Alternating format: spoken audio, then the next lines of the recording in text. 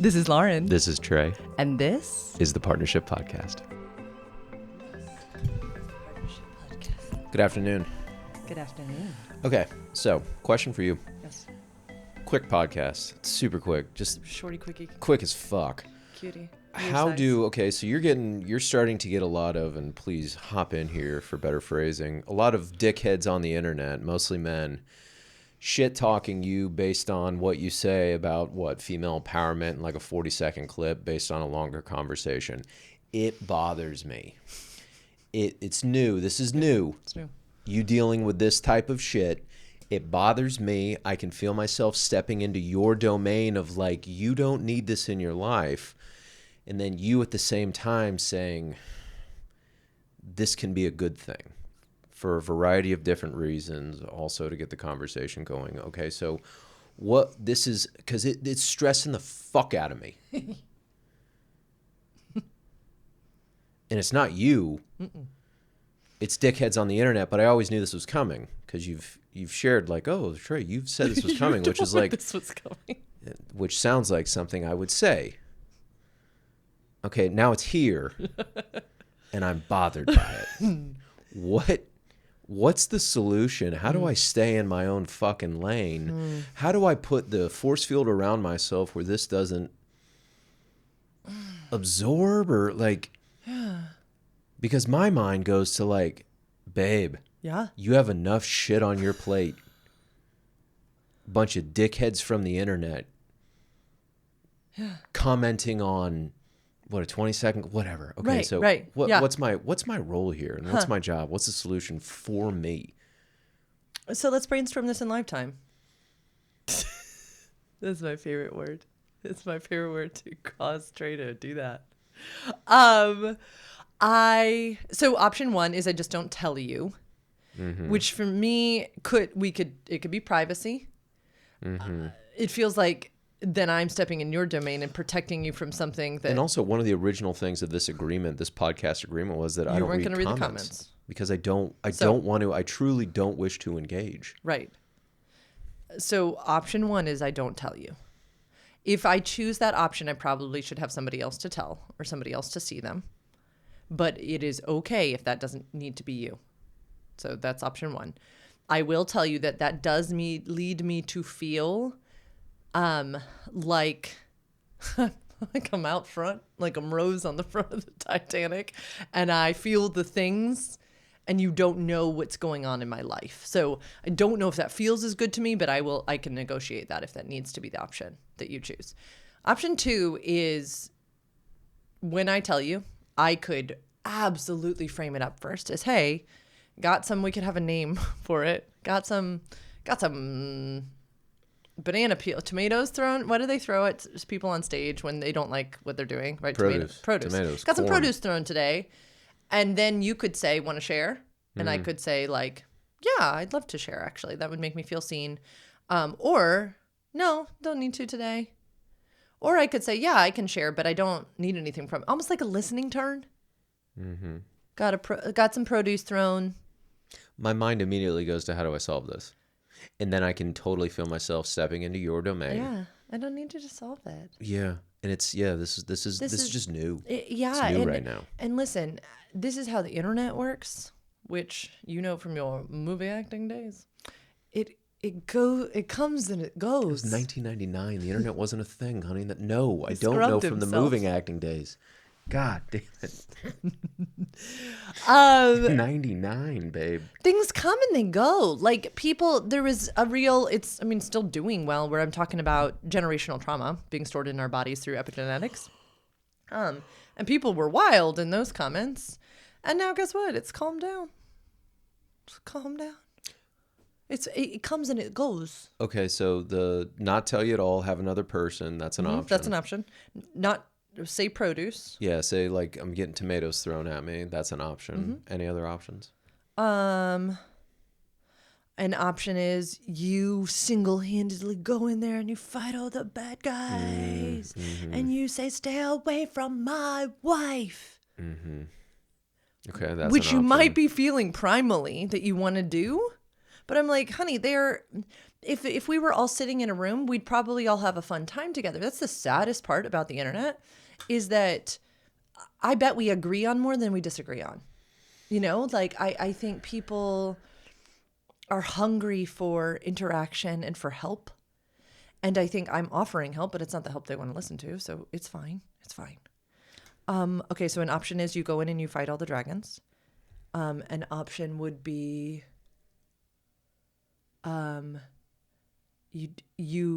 I say there's produce. You say, great, would you like to talk about it? I say yes. We set a time frame because I think you should have a time frame, a limit. And at the end, you say, would you like me to do anything about it? And maybe I say, may I have a hug? Or will you hug me? And then you can hug me for a second and then you can go away. Or I can say, can we go on a walk? Can we go on a date? I don't know. Can we do the produce thing right now? Sure. I'd like the produce. I'd like the option to say yes or no. I would love to offer a listening turn. Can you reassure me? Can you just tell me? Because in my That's body, one of our code words, y'all. In my body, if a bunch of women, I don't know, hundreds, how many? Are you getting hundreds? Tens? How many? Anyway, Let's say dozens. Great. Because I don't think it's that many. It's like dozens. It would, if dozens of people were like genuinely criticizing me on the internet, it would ruin my fucking day. Does that ruin your day, seeing all this? It doesn't. Great. No. Why not? Push into that. Because I'm proud of myself. Great. Okay. Yeah, because I'm saying things that matter. Okay. And but honey, you always say things that matter, and like your words carry a lot of weight. And then Trey's like, what? Yeah. Yeah. Okay. That at least for me, I'm a huge fan of yours. Okay, so it just doesn't. You always have that to lean on when dickheads from the internet are being mean to you on a keyboard. Mm-hmm. All right. It makes you just can handle it better than I can, basically. Yeah, I'm just better than you. In that regard, yes, absolutely. The coolest part is that in these things that certain folks get upset about, I am sitting here talking to you.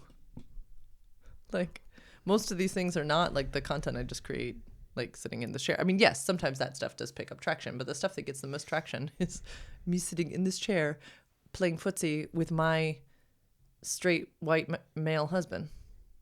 Okay. Like, it's funny. Like, it's literally comical. It is hard, and I might need to talk about, I loved that you said if like dozens of women were coming at you, that would be interesting, because especially with like the feminine wounds that you have, like your mom criticizing you and coming at you. Yeah, you know what? A rageful, large woman. She was taller. I mean, I don't think she was. She was just not talking width. I think, you know what? That brings up a great subject. I think it is, if anything it activates, it's father wounds of mine. And so maybe this feels very interconnected to the work I'm doing in therapy and coaching on really moving, healing and holding that area of my life. So maybe I'm almost giggling at the universal timing of all of this, that I have been doing so much work in this particular area of my life. And the reason I even brought it up on the last episode, I do have to watch time because we can just get talking, is that our relationship is such a healing modality for me. Like, the answer is not for me to swing to the other side of the pendulum and become a person who hates men. I don't want to do that. I don't want to get in fights with these people. That's not what's happening. That's not my heart. I'm not going to do that. I want to stay soft. Okay. And our relationship keeps me soft. Okay. And so I think I come to you with a brokenheartedness sometimes of, oh, baby, it is really dark out there. And I think I would love for you to look me in the eyes and say, I love you. You're doing good work. And that's it. Thank you. Because in my mind, how do I decouple like reading this and like relating it to like drinking bleach. Please tell me how is it good? How's it good? Kind of dealing with these nasty things thrown at you. Where's the good in it? From a purely business standpoint, when these people leave comments, the algorithm notices that this particular piece of media, in this case, a reel on Instagram, I don't use TikTok or any of the other ones, has something to say. And so it pushes it out to more people. So from a purely business standpoint, you can do a little Irish jig and be like, ooh, does that mean it's reaching more people? Okay. So you can know that. Thank you. That is just purely good for our shared conversations are reaching more people. Thank you. How is it good or even not bad for you?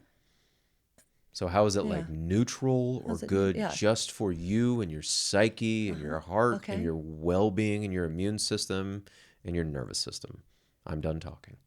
That's good questions. It's helping build my resiliency. I want to eventually publish a book. I want to eventually tell my wild ass story on bigger stages. I would love wonderful, beautiful things in which is going to increase my exposure to all facets of humanity. Sometimes feedback is good. I don't want to have closed ears to all feedback. That's stupidity. And to be able to discern what is helpful and what is unhelpful is my work to do. It's my work to do. So the good or neutral is I am learning greater discernment. I am learning to go, at the things that are wild.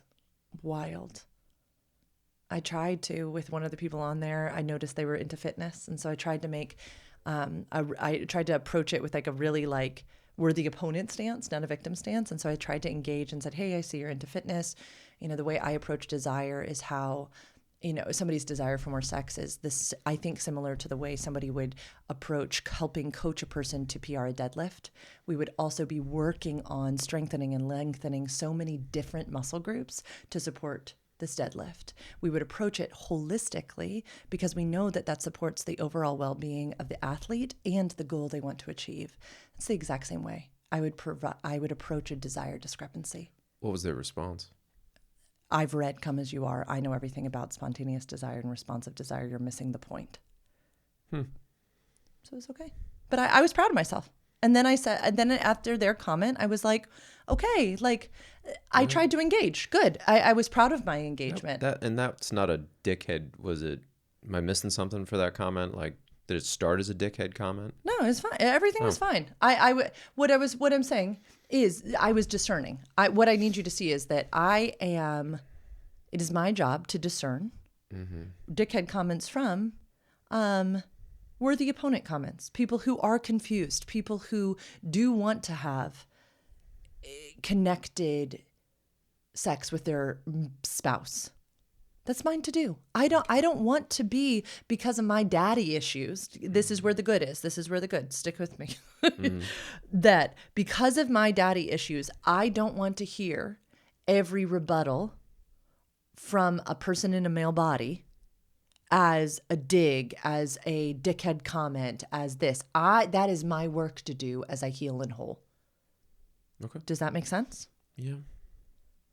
In the same way that you've had work to do, in that when I criticize, not having mom issues flare up. That's been your work to do. It's been beautiful. Because our coach has been like, Lauren, sometimes a well-placed criticism inside a partnership is beautiful. Correct. Right? And I had to be like, but I don't want to be his mother. And she was like, you're not his mother. You can't be afraid of that for the rest of your relationship. I cannot be afraid of strong men for the rest of my career. Right? Yeah. This is a part of my healing and holding work, which is why I'm like, what I would just like from you is, wow, babe, it was a tomato day, right? Like, whew, sounds wild. And these tomato days don't fuck up your entire day? No, because most of the time I go sit with clients who I adore, who are making meaningful changes in their lives and having hilariously great sex. Okay. Like, yeah. And if it always, and this is what we do inside a partnership, if you see it negatively affecting me, please speak up. Okay. All right. Please speak up. Okay. I'm gonna toss it this way. Some days you come home from the golf course really upset. Really upset. You're mad at yourself. You started out great in the game and then you tanked, or you had a practice day where nothing was going well. Would you like me to keep you from playing golf? Would you like me to be like, Trey, oh, honey, I got some news for you. I think this is really bad for you. How would you feel if I said that? No, because as a whole, it's not. It's Right. the opposite. It's really good for me. Like, if you look at the whole thing. It's challenging, though. Yeah, and also the challenge is to not bring that home as well. Now, yeah, okay, so I could share the same thing with you. I could either bypass it and talk to somebody else, or just say it was a tomato day. Huh, yeah, okay, so tomato day. And sometimes I see you ruminating over something. And correct me if I'm wrong, but sometimes the rumination, I did get a text from a client, they're running late, so it's beautiful. Sometimes the rumination is you trying to creatively problem solve. Yeah, right? Like sometimes I see your brain, and oftentimes I see your body doing this thing. Okay. Which is, how am I going to do it differently? I'd like to ask the same permission in the same space. When you're doing that, I'm never like, Trey, I try not to be like, Trey, could you not? No, because it's cute. It's really beautiful how you're overcoming the challenge. I think it is good for you to have challenge. This is a challenge for me. If I was to see you being angry at me, being angry at the baby, not fueling yourself, having trouble sleeping, yeah, I might say something. And I want you to do the same. If you feel it is negatively affecting our relationship, if you feel that I am not sleeping and eating, and yeah, but I'd like permission to cry if I need to some days. I'd like permission to talk about it if you have capacity to receive it, always, you can say no. And I'd like permission to let it make me stronger and challenge me, and yeah. Okay, thank you. Yeah, that was helpful. Thank you. Okay. This is new. And you saw it coming. You told me that this would happen. Thanks, babe. Yeah, you're so welcome. And what feels so precious about it is that it's these beautiful conversations that we get into organically. Like, these weren't things that we were purposely trying to rage bait an audience on. These are just try and learn conversations that we just be having, that we just do. Yeah, we had to take a walk around the block. Yeah, we stopped the other one, and Yeah. I was like, what the fuck's going on? Yeah. That doesn't need to see the light of day. Yeah. Yeah. Cool. Okay, yeah, thanks, babe. You're so Yeah, welcome. it's I can totally hold space for when tomato days happen, and yeah, because I want to fix it, and you're not asking me to, and I don't know how to, and that's where it becomes overwhelming. 100%. And I don't think the answer is like block everybody or turn it's just, this is your domain. Like, this is your business, your domain, and I gotta trust that you're gonna handle it. You want me to apologize to the British? Yeah. So I said some things about the British, not all of you. I don't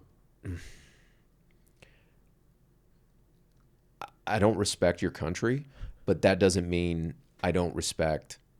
But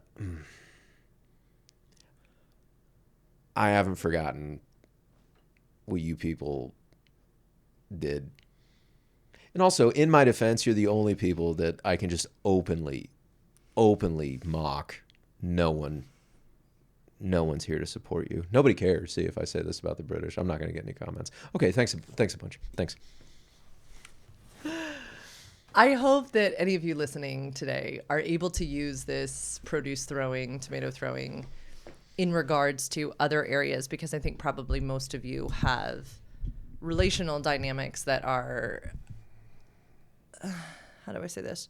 Outside forces, right? It's somebody's work that gets brought home. It's the parenting struggles. It's this, that, and the other thing. And I will say that, yes, this is a unique dynamic that Trey and I are figuring out right now. This is new, but so many people have these in various different areas of what is his work, what is my work, what is our together work. And this is beautiful and this is sacred of how are we going to do this together in partnership without stomping all in somebody else's domain, but how do we also help each other? And I love how we've been navigating through this. And I guarantee this conversation, because this is what happens in my brain, is then going to benefit other clients of mine tomorrow and the next day and the next day and the next day. All of us are trying to figure out how to do partnership in a way that is life-giving and generative. And seeing us in real time do the struggle, I get to hear all the time how it's helpful. So thank you. I know it's not easy, and I know I could have chosen a different career path that wouldn't be quite so strange. But everybody's got work stress, and I don't want it to negatively affect our relationship, but also, like, I don't know, if we had had more kids, that would have been a stressor on our relationship. If we had, there are stressors on relationships. It's how we manage them. I love that quote. It's not third things that ruin relationship. It's mismanagement of third things. So I want to manage this well and make you proud. Mwah. Mwah. Thanks for coming to this episode of the Partnership Podcast with Lauren and Trey. Take what you like, leave the rest. These are our opinions, if you hadn't noticed, and our opinions only. You have a right to self-determination and informed decision-making. Hopefully, this podcast helps you make informed decisions. If you want to know more about working with me, it always sounds like such a joke after these hard ones. I'm like, you don't want to work with me. Go work with somebody else. Go to sexedforyou.com/free consult. I look forward to chatting with you soon. Bye-bye.